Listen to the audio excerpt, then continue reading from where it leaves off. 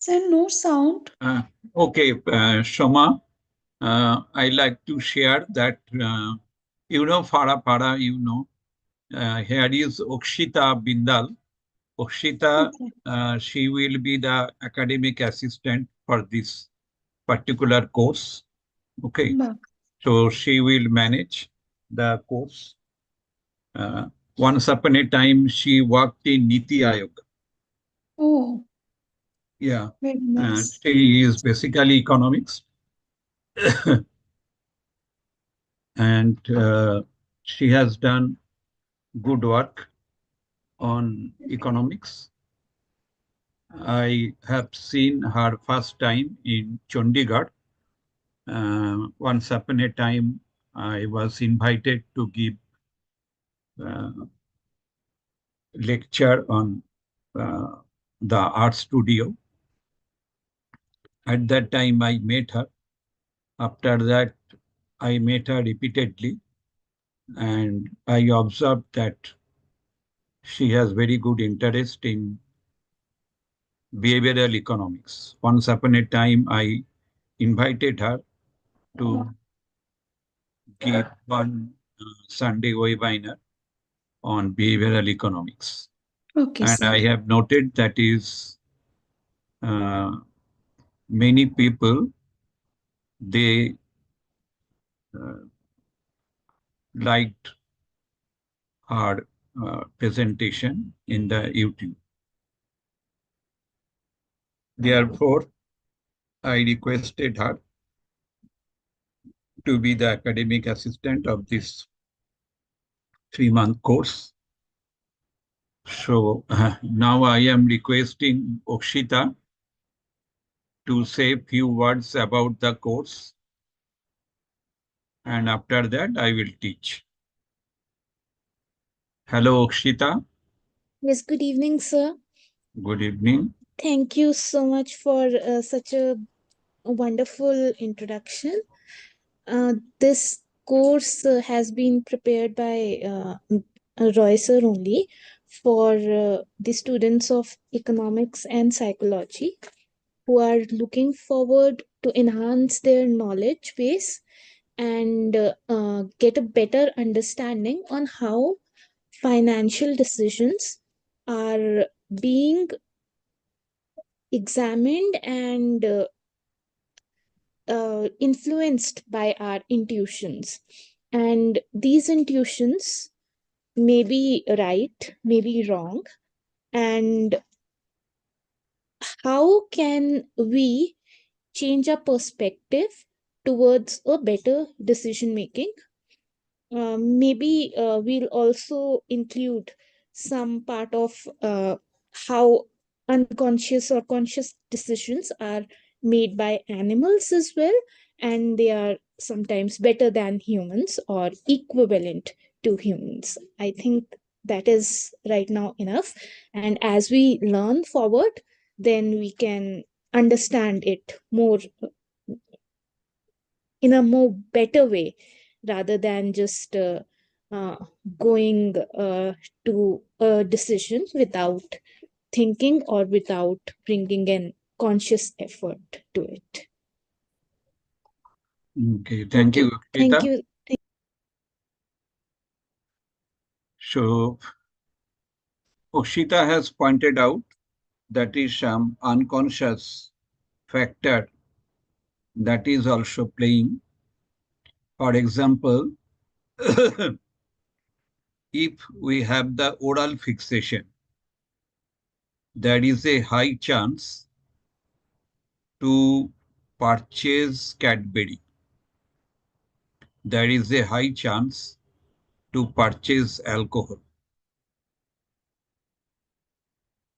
Okay, that means I have the oral fixation. Oral fixation is the psychological phenomena, and this psychological phenomena leads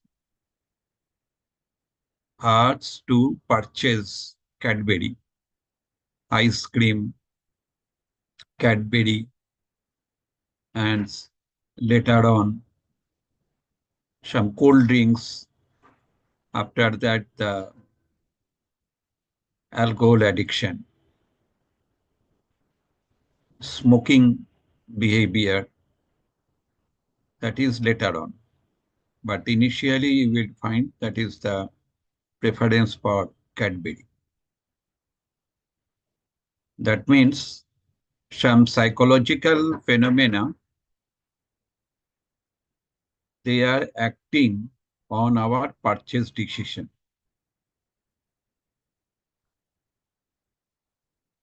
Now,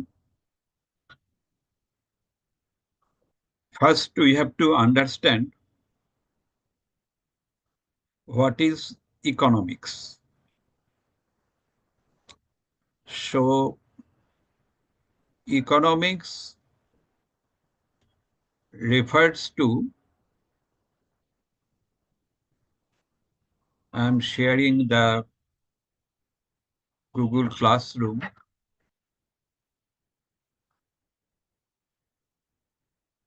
So economics is the social science that studies how individuals, businesses, governments, and societies make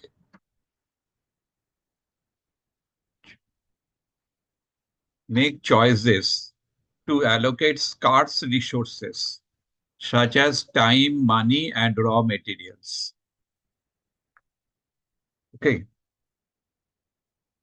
So you have to take some choice.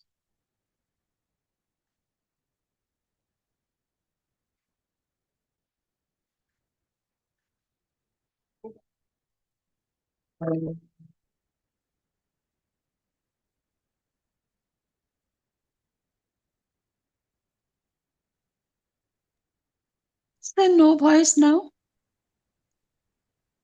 One sec.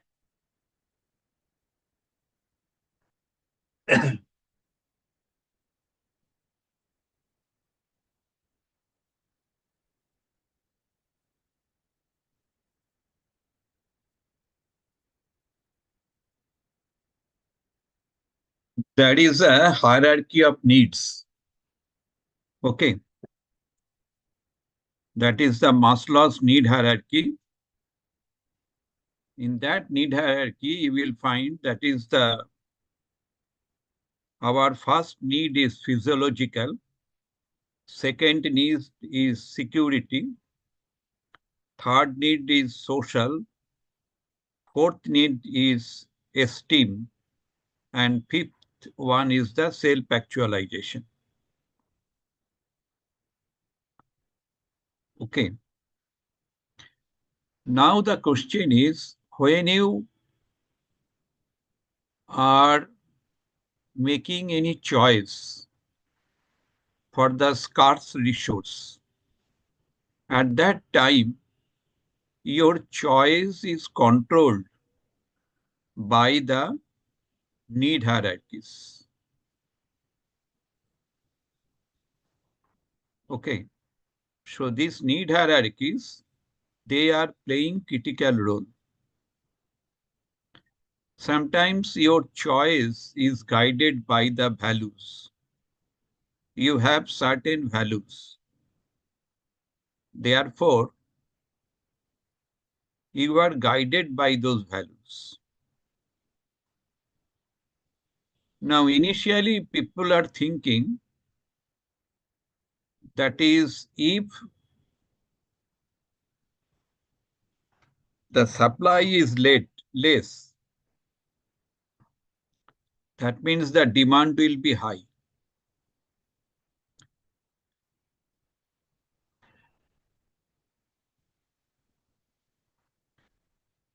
But it has been observed that supply is less, but demand not high because of the psychological factors.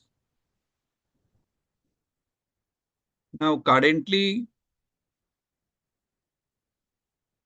when we visit any mobile store, usually we are searching for the Android mobile.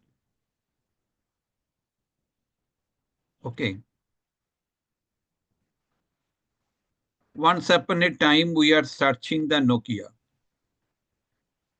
But nowadays, we find that is Nokia is not available. Supply is not there. Again, demand is not there. Samsung is available. Its availability very high.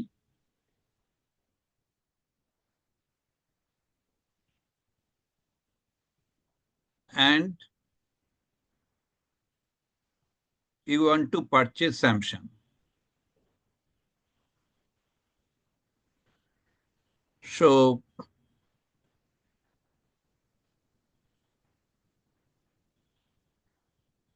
demand and supply, there will be the balance between the demand and supply. It does not happen always because of the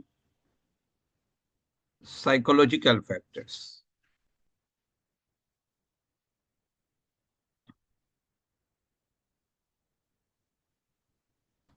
And sometimes the company cannot understand why the demand for any product suddenly that is very high. For example,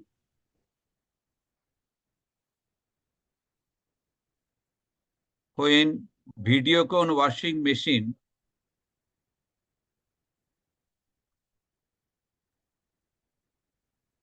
initially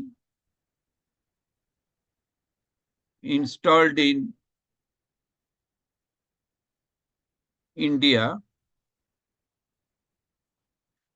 people have not sufficient ideas, specifically the rural people. But suddenly,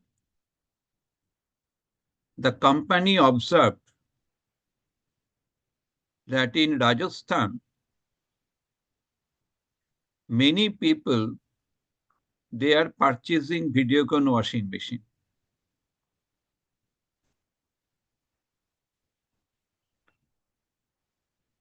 Then they started survey,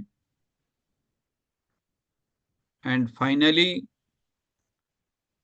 they have noted that this washing machine is not used by the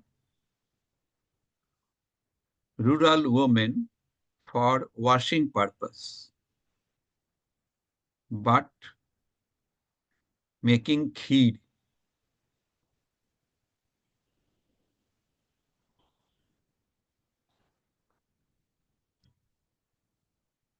That means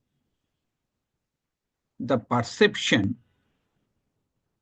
of the people differ.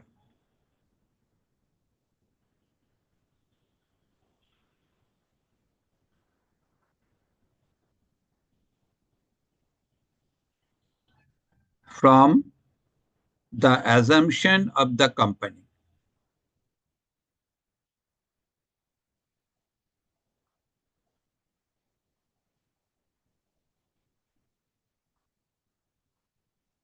Therefore, we have to pay much attention to the psychological factors operating on our economic decisions. This is clear now, Shoma? Yes, sir. Yes, sir.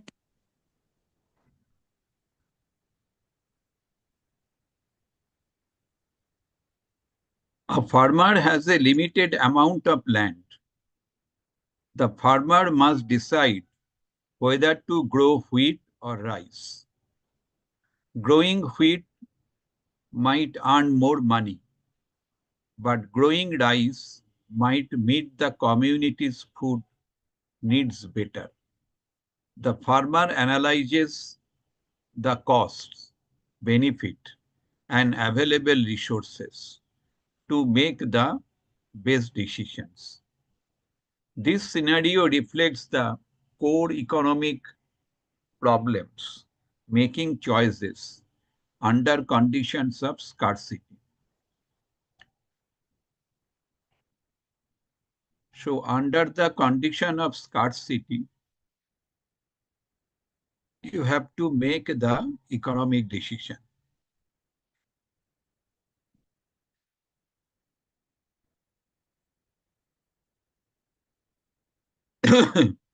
I have noted that many farmers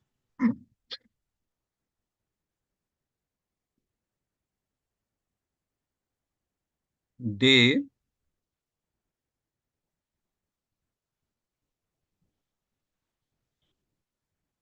used Punjab seed,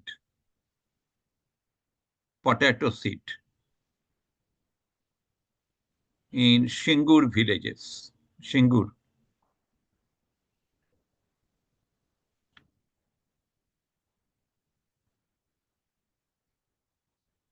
And they faced loss.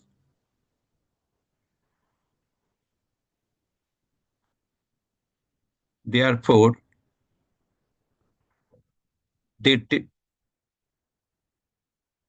sold their property, sold their land to other people. And many farmers, they committed suicide. That due to Tata Nano, na, sir? Yeah, They at that sold all time, the land. Yes. I did work in Shingur. That was the period. Okay. So the issue is very serious. If we study thoroughly the behavioral economics, then we can control ourselves.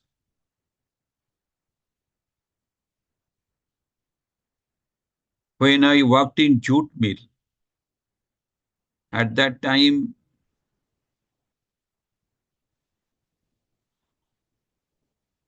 I have heard that many workers,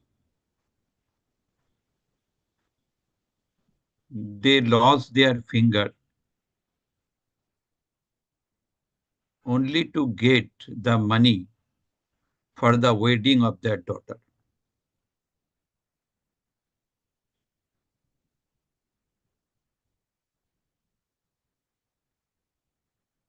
So this is a very horrific picture. What happened, sir? Usually, it is the man-made accident. They are motivated to keep their finger My goodness. on the cutting machine. Below the cutting machine, they put their finger and they will get some,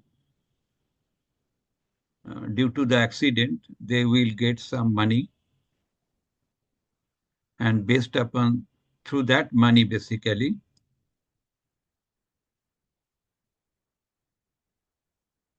they could perform the wedding ceremony of their daughter. Really horrific. Really horrific. I have seen this. Once upon a time, I conducted workshop in Sundarban area where Ayla happened.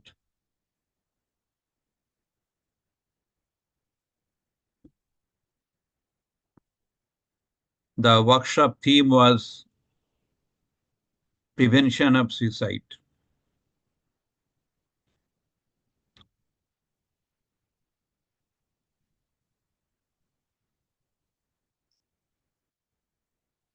And there was a common notion that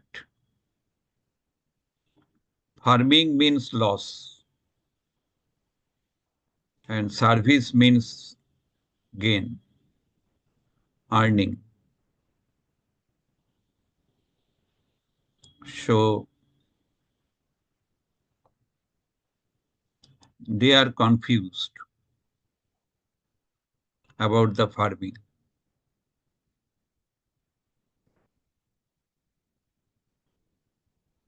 And I trained them the family finance,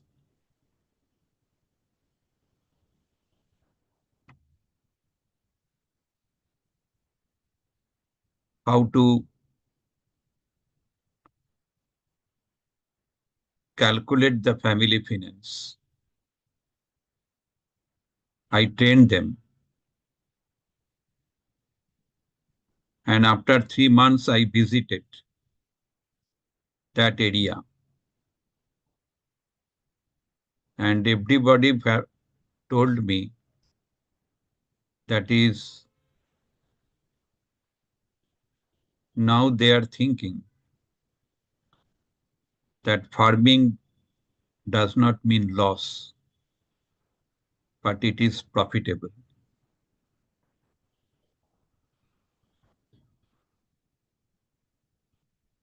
Okay. Yes, sir. So this is a very serious issue.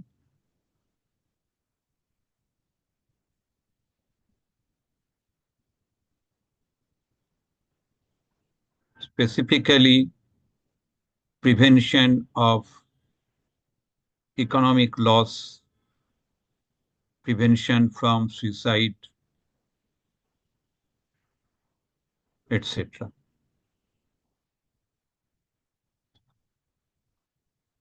Now I am coming to the neoclassical economics.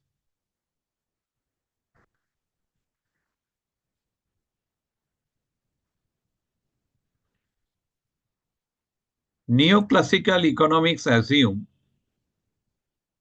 that individuals make decisions by rationality, evaluating the cost and benefit of each option to maximize their satisfaction or utility. Okay. That means before going to shopping mall, we are writing that is what are the items I have to purchase. And I will purchase only those things, but not others.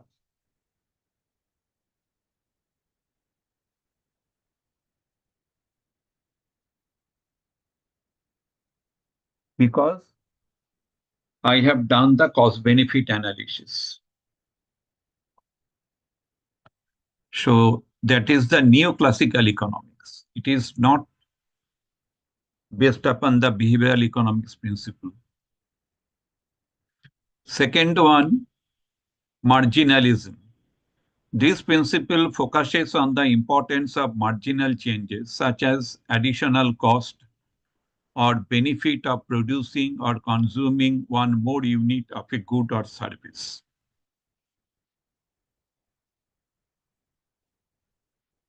Sometimes we purchase toothpaste, where it is written 50 gram extra. Okay. So there is a paste.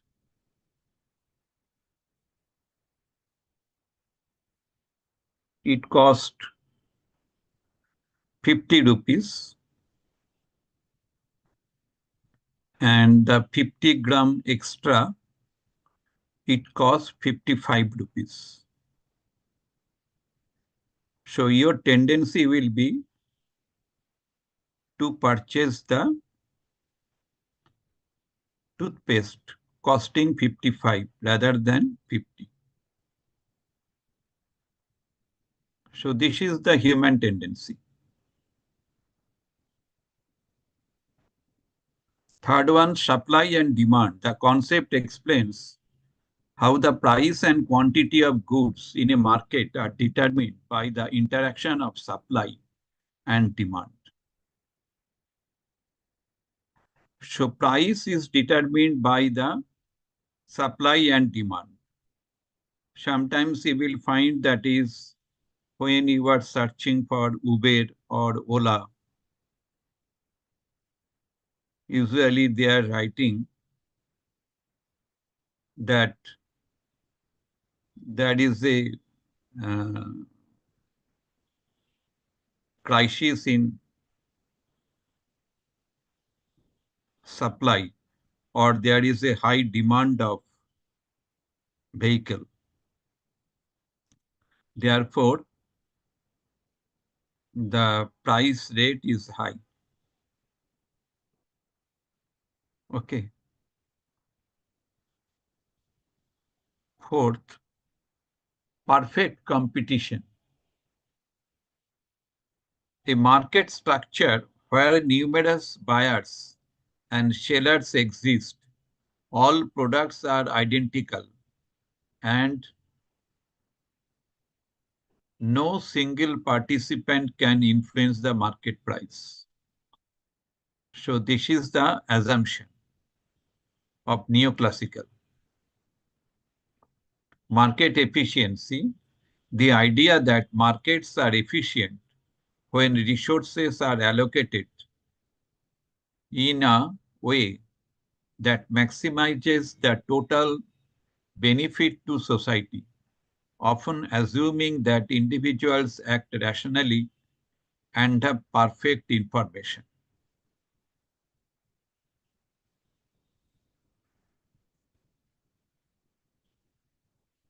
So when you will find the allocated resources will maximize the total benefit to the society, okay, then individuals will act rationally and have perfect information. So this is the market efficiency. So these 5 principles are very important to understand the neoclassical economics. Criticisms of neoclassical theory. Number 1, unrealistic assumption. Critics argue that neoclassical economics relies on assumptions like perfect information, rational behavior, and static preferences, which rarely hold true in real life. In reality, it does not happen. We do not have all the information, and our behavior is not at all rational.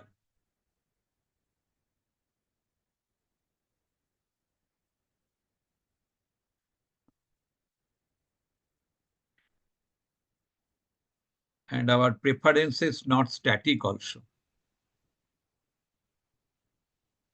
because our preferences change due to the psychological factor, social factor, etc. Ignoring social and psychological factors, this theory overlooks the influence of social, cultural, and psychological factors on economic behavior. For example, February is the month of wedding.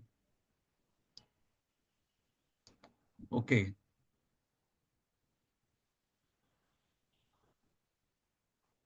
That means the price of the gold that will be high in January.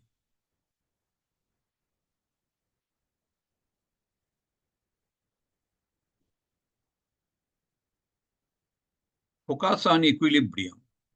Neoclassical theory emphasizes equilibrium conditions often ignoring the complexities of real-world dynamics and market imperfections.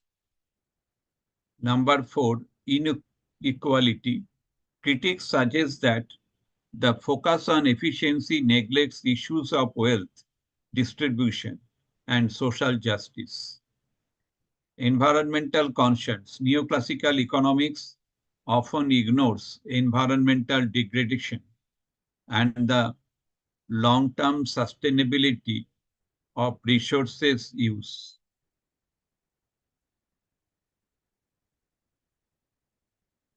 Five,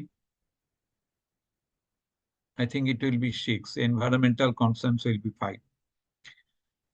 Overemphasis on mathematical models. Critics argue that the heavy reliance on mathematical modeling sometimes distances the theory from practical realities. So, since it gives major emphasis on the mathematical model, sometimes it becomes very difficult to relate the mathematical model with the economic behavior. Now I am requesting Okshita to share her PPT. Okshita, are you here? Yes, sir. I'll just share my screen. Yeah. I stop share. Just give.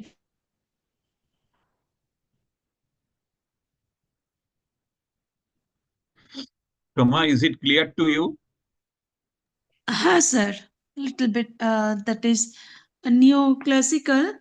That is, I will read, then I will get more examples I can construct. Yeah. It is Okshita's car.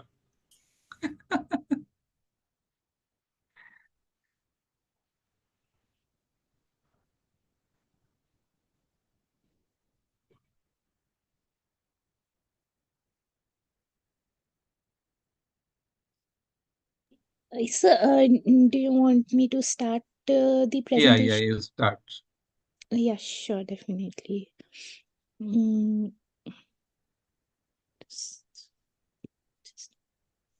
Full just a screen, Okshita. moment.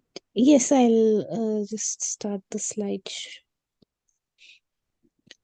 First of all, let's talk about Sir. So, Sir has been associated with psychology research unit of Indian Statistical Institute, one of the premier institute of national importance.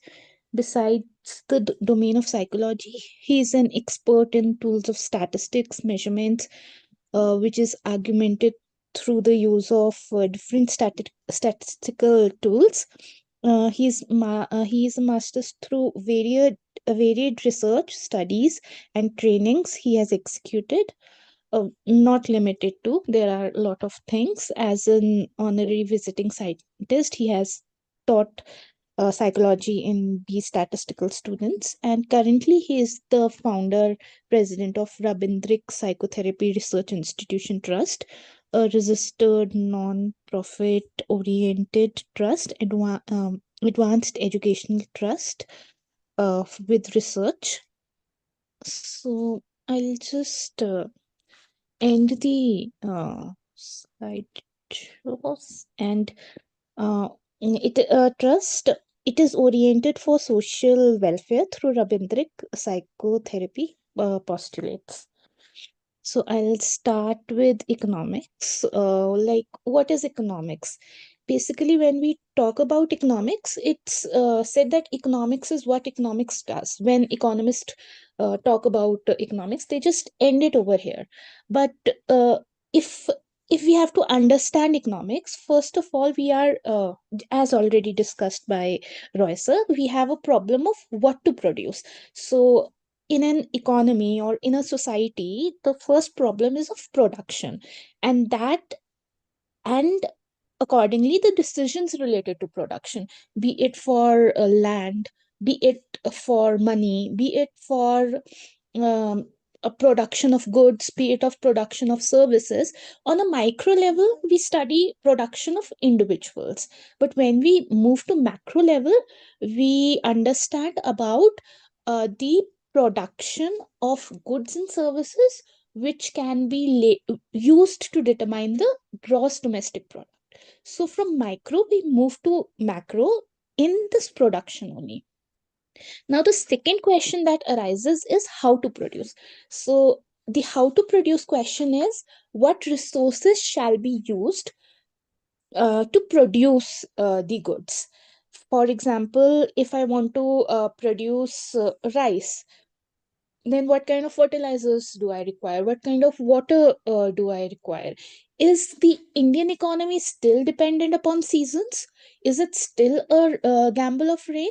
Or we have moved past that and government has facilitated farmers with hand pumps or with water resources. So to how to produce is another question that economics help us to understand and make decisions. Now, how much to produce? We cannot produce unlimited. We have to produce according to the demand and supply. So how much is the demand in the economy, and accordingly we have to produce it. It can be production of goods, production of services, creation of wealth, distribution of wealth, and decisions related to that. This also is taught in economics itself.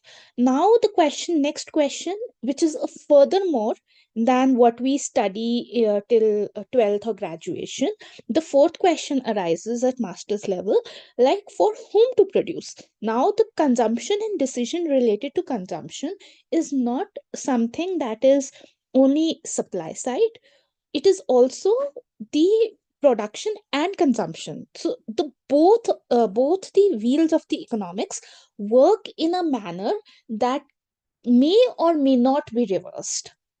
Now, next question that arises is how do buyers and sellers meet? So, market is a place where buyers and sellers meet. Traditionally, we used to study that we go to a market, we choose a commodity and buy it. And we knew about bazaars and the traditional markets. Now, the definition of markets have evolved. They have evolved to platform markets, two-sided markets. How can these markets benefit both buyer and the seller, and are there more agents that are added to it? So is the platform fee that is being levied by Zomato, Swiggy, is that fees justifiable or not? Is there any competition concerns that can occur from these kind of fees? If Google is providing free services right now, how and how has that platform achieved such a mass level of monopoly? Monopoly is something when we have a single owner, which uh, which influences most of the market. Most of the market demand goes towards Google.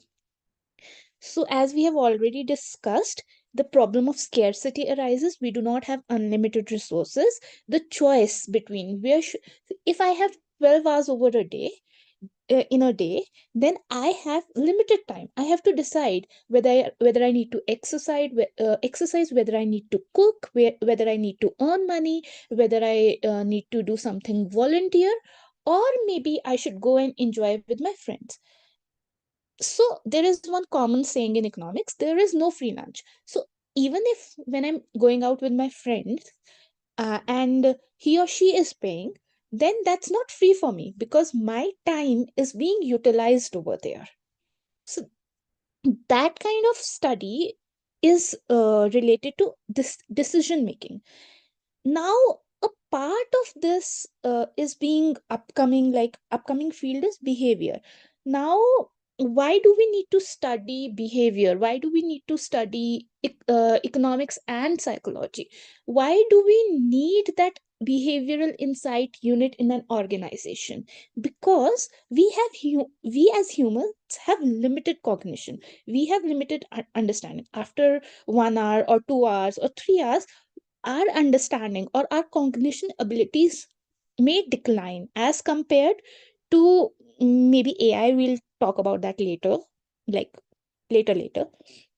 Then we have got unlimited demands.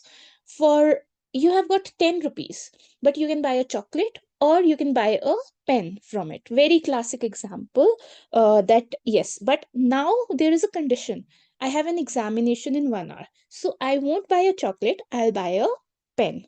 Now this explains unlimited demands with trade off meaning that we have two choices or two options. So how do I, in a situation of unlimited demand, trade-offs, and uh, limited by conditioned by con sorry condition applied that there is an exam in 1 hour, how would I allocate my resource? So money is the resource. Unlimited demands, maybe I can buy a pen, I can buy a chocolate, I can buy a kurkure, I can buy a 10 toffees, I can buy chips, I can buy various things which I would be wanting to buy. But that is, and I have that purchasing power also, backed by purchasing power. I have purchasing power, but I do not have the willingness to spend. Why I don't have the willingness to spend? Because I have an exam in 1 hour.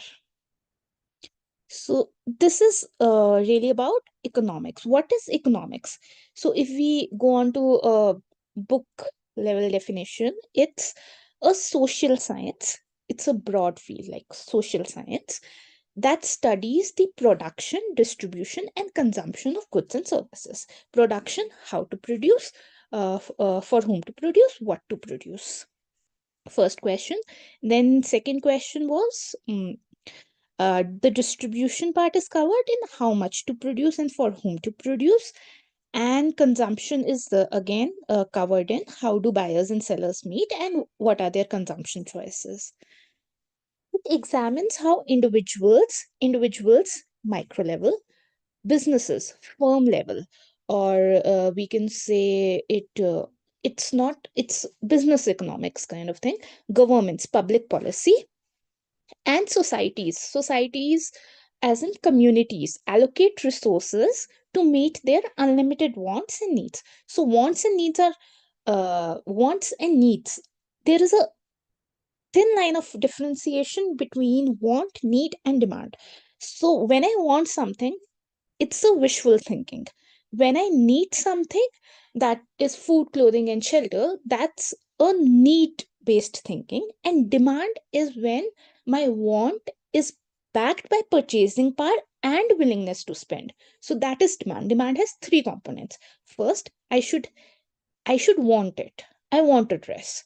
Second, is that I should have purchasing power. Like I should have that amount of money. If I have to buy 1000 rupees 1000 rupees dress, then I should be having 1000 rupees.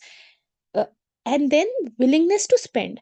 Then I should be willing to spend that amount on that dress only. So now economics is concerned with understanding the mechanism that drives economic activity, including behavior of the consumer.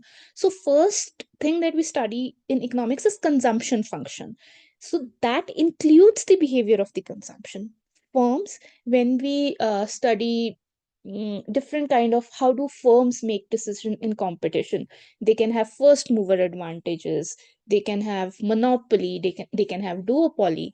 So, um, how do they decide upon what is an optimal production function for them? Optimal production function is something where a firm can produce good, keeping in view their profits as well and the demand of the market.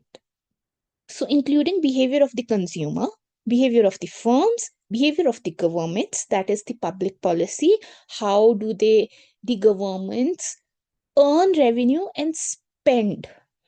So, it's not only taxation is a major component, but other sources of revenues of government and the interactions among them. So, how do consumers interact with producers? How do producers interact with government? How do consumers interact with government? So, it's a kind of a matrix that can be formed. So, sorry to interrupt. So, just one question. It's 8 o'clock. Shall I continue?